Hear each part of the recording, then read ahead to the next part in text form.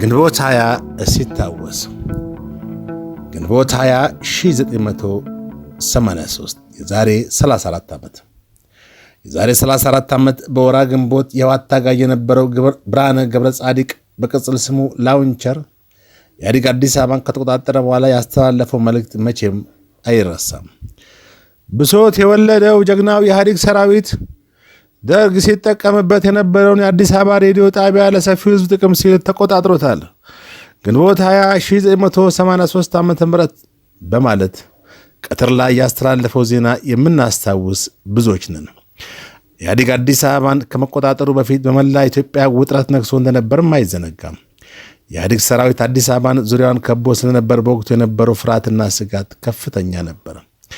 በ17 ዓመቱ የወታደራዊ መንግስት አገዛዝ የኢትዮጵያ ህዝብ የተሸገሸበት ከመሆኑ በላይ ደርግ በራሱ የውስጥና የውጭ ጉዳይ በመታመስ ወደ መፈረካከስ የተቃረበበት ወቅት ነበር። በተለይ የኮሎኔል መንግስቱ አገር ጥሎ ወደ ዚምባብዌ መኮብለል የሰራዊቱን የመዋጋት ወኔ ሙሉ በሙሉ ሰለበው።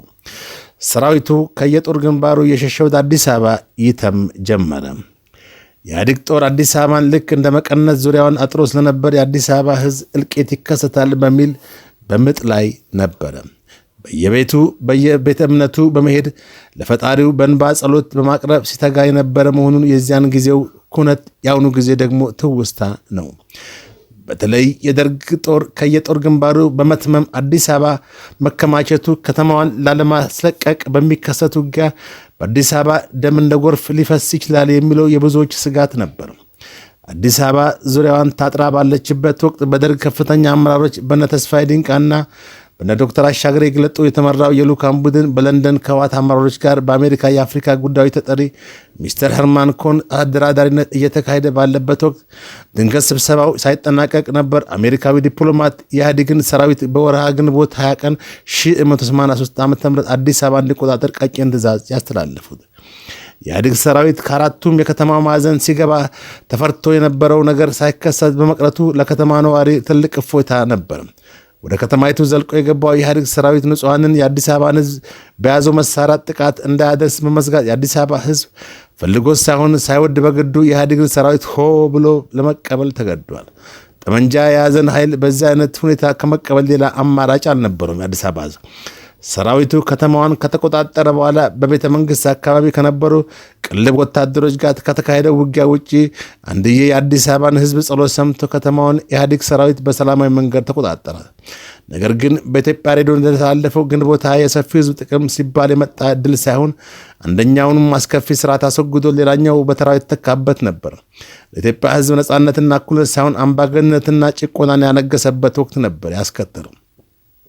ህወሓት ኢህአዴግ የስልጣን ዘመኑን ለማራዘም የጎሳ ፖለቲካን ዘርግቶ አገሪቷን በዘርና በብሔር በመከፋፈል ለ27 ዓመታት በህዝቦች ላይ የጫነው ጨቋኝ ስርዓት ዜጎች በኢትዮጵያዊነታቸው ሳይሆን በዘራቸው ተለይቶ ጥቃትና ግድያ የተፈጸመባቸው የግንቦት 20 አምጥቶታል በተባለው ድል አማካኝነት ነው። ግንቦት 20 ለወያኔ መሪዎች የአገሪቷን አንጡራ ሀብት በመዝረፍ የሚፈልጉትን ያህል ሀብት ለራሳቸውና ለዘመዶቻቸው ያካበቱበት አጋጣሚ የፈጠረላቸው ትሩፋት ነበረ። ግንቦት 20 አብዛኛው ኢትዮጵያዊ በድህነት እየማቀቀና በኑሮ ጣውረ የታሸበትን ስርዓት ያስከተለ እንጂ ለጭቆን ህዝቦች ድል አለመሆኑ ሁላችንም ምስክሮች ነን። ግንቦት 20 ለኢትዮጵያ ህዝብ ለ27 ዓመት ነግሶ የነበረው የዲሞክራሲያዊ ስርዓት ተቃውመው በወያኔ መራሹ ኢህአዴግ መንግስት ሀሳባቸው ብቻ ሳይሆን ሀሳብ አቅራቢዎቹንም ራሳቸው የተደፈጠጡበት ስርዓት የወለደው ቀን ነበር።